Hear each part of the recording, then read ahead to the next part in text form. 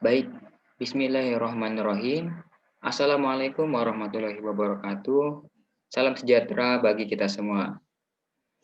Pertama-tama, marilah kita panjatkan puji dan syukur atas kehadiran Tuhan Yang Maha Esa, karena berkat limpahan rahmat hidayahnya, kita masih berada dalam keadaan sehat walafiat hingga saat ini, insya Allah.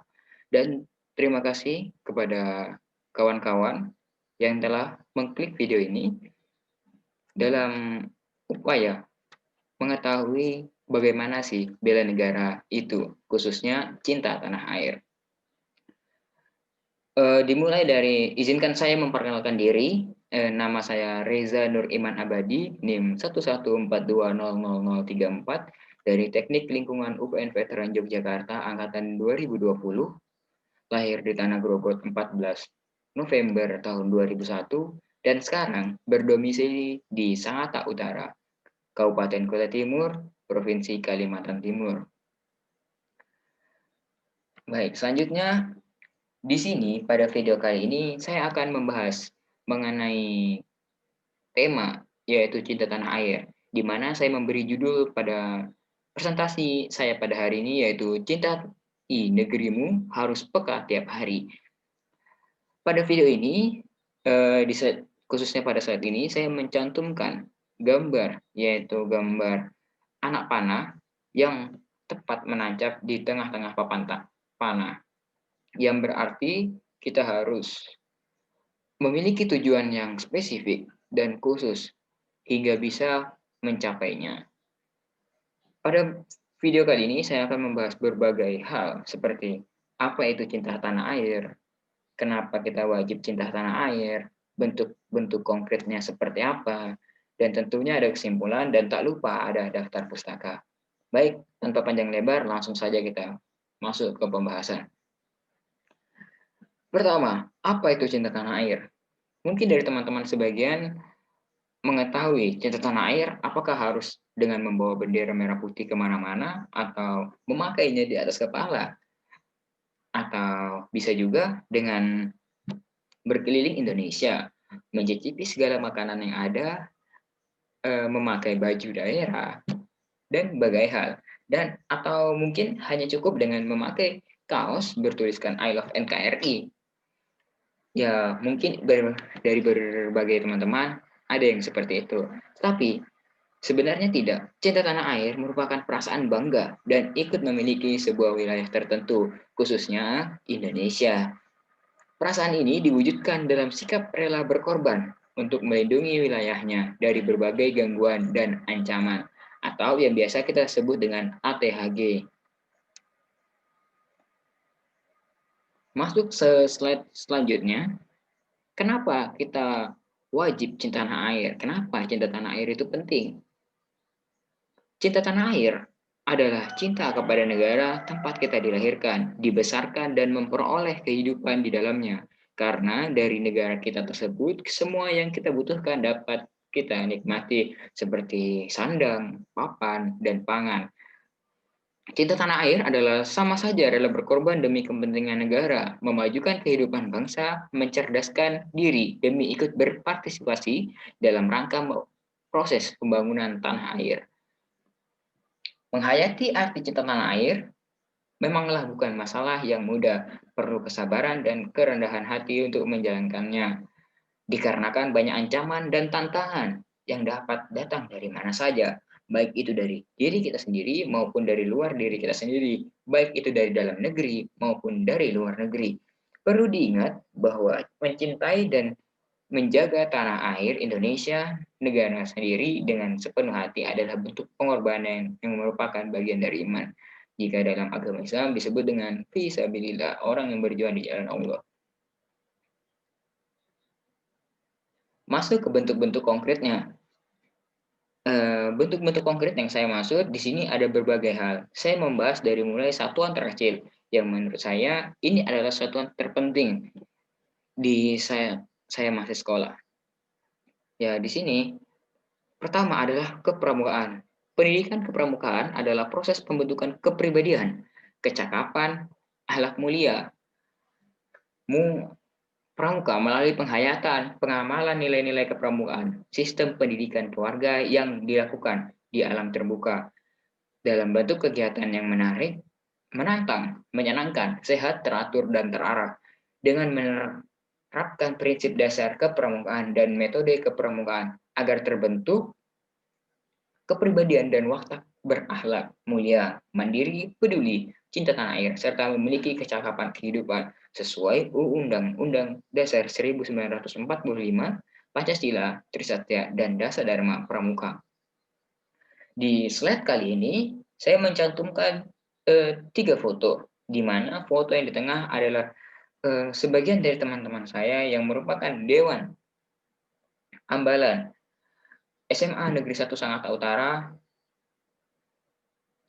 Gudeg Teguh Umar Cut Nahdin 0400704008. Di sini saya berada di tengah-tengah sini, dan yang di sebelah kiri ada foto saya juga bersama dengan kawan-kawan seperjuangan di Pramuka, dan yang foto slide di sini yang memakai topi, ya itu adalah salah satu bentuk kinerja atau program kerja dari Gudeg kami, yaitu membantu ikut serta dalam berbagai kegiatan kepramukaan, mulai dari mengajar, di mana di sini saya mendapatkan mandat di salah satu sekolah di SMA, di salah satu sekolah di Kabupaten Kutai Timur, dalam upaya untuk membagi pengalaman dan ilmu di kepramukaan. Di Gudeg kami juga sering menjadi kepanitiaan di berbagai acara, baik tingkat regional maupun luar regional. Baik, selanjutnya yang saya masuk ke tataan yang selanjutnya setelah dari sekolah, masuk ke masyarakat, di mana saya akan mengutamakan pembahasan mengenai gotong royong. Gotong royong itu sebenarnya apa? Gotong royong merupakan budaya yang telah tumbuh dan berkembang dalam kehidupan sosial masyarakat Indonesia sebagai warisan budaya yang telah eksis secara turun-temurun. Gotong royong adalah bentuk kerjasama kelompok masyarakat untuk mencapai suatu hasil positif dari tujuan yang ingin dicapai secara mufakat dan musyawarah bersama. Gotong royong muncul atas dorongan keinisiatifan. Jadi tanpa ada dorongan dari siapapun, kesadaran dan semangat untuk mengerjakan serta menanggung akibat dari suatu karya secara bersama-sama, serentak dan beramai-ramai tanpa memikirkan dan mengutamakan keuntungan diri sendiri, melainkan selalu untuk kebahagiaan bersama, seperti terkandung dalam istilah gotong. Di sini ada berbagai foto yang saya cantumkan. Yang pertama, di sini ada foto 3 orang laki-laki yang sepertinya ini adalah sedang bekerja sama dalam membuat dodol. Biasanya pada acara pernikahan, laki-laki yang ngaduk dodol karena tenaganya dianggap kuat. Dan selanjutnya di sini adalah ada 3 orang pemuda-pemudi yang ikut serta membersihkan lingkungan sekitar. Dan di sini kita lihat ada berbagai macam, dari mulai bapak-bapak, anak-anak, pemuda, ibu-ibu, ikut serta dalam membangun pos keamanan dalam menjaga lingkungan dan ketertiban serta keamanan di daerah sekitar. Masuk ke tataan yang lebih tinggi dari masyarakat, yaitu saya membahas mengenai pemilihan umum. Pemilihan umum merupakan suatu mekanisme transfer kekuasaan politik secara damai. Legitimasi kekuasaan seseorang atau partai politik tertentu tidak diperoleh dengan kekerasan. Namun kemenangan terjadi karena suara mayoritas rakyat didapat melalui pemilu yang fair. Terdapat azas-azas yang wajib dilakukan, yaitu luber dan jurdil. Ada yang tahu luber dan jurdil? Luber dan jurdil. Yang pertama, langsung, umum, bebas, rahasia, jujur, dan adil. Jadi diharapkan untuk seluruh mekanisme tidak menggunakan uang sebagai daya sogok, melainkan hati nurani dalam memilih calon pemimpin. Pemilihan umum terjadi di setiap tataan, mulai dari skala kecil hingga skala besar. Misalnya dari skala kecil ada pemilihan ketua kelas, pemilihan ketua angkatan, pemilihan ketua RT, ketua RW, dan lain-lain. Dan sampai yang paling tinggi ada pemilihan presiden. Nah, di video ini saya juga mencantumkan foto, di mana pada foto yang pertama, yaitu sini, saya menjadi bagian dari panitia pemilihan ketua RT. Nah, di sini saya menjadi perwakilan dari kaum milenial bersama dengan masyarakat sekitar dalam upaya pemilihan ketua yang baru. Dan selanjutnya di foto yang tengah, di sini juga saya mendapat mandat dan kepercayaan sebagai saksi pada pemilihan umum tahun 2019 lalu, yaitu pemilihan yang besar ya, yang ada DPR, DPRD, dan tentunya ada presiden. Di sana saya menjadi saksi pada pemilihan tersebut. Nah, sebagai pemimpin, seharusnya kita sudah paham akan pentingnya bermasyarakat, pentingnya dunia teknologi, dan berbagai hal, sehingga masyarakat yang dihasilkan ke depannya akan mengerti dalam kemajuan zaman. Oke, lanjut.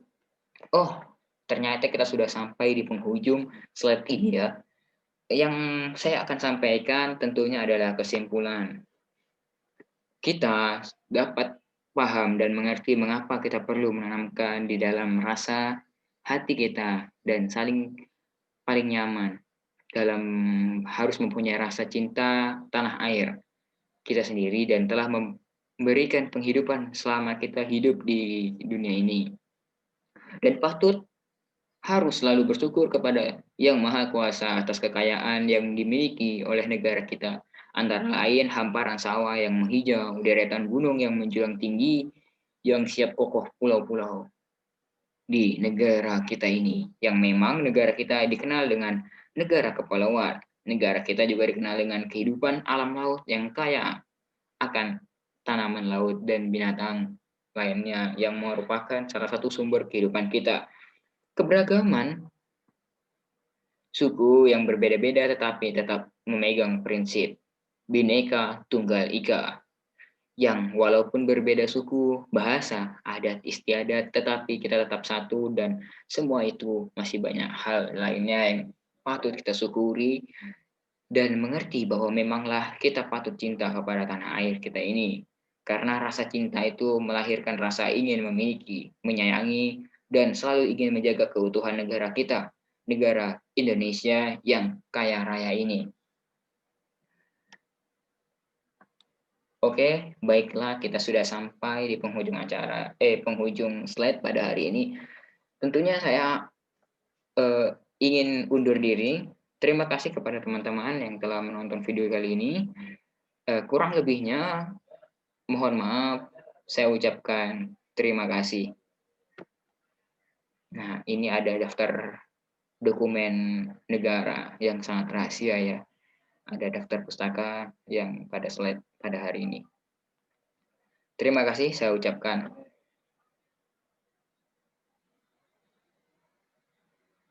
Wassalamualaikum warahmatullahi wabarakatuh. Dadah.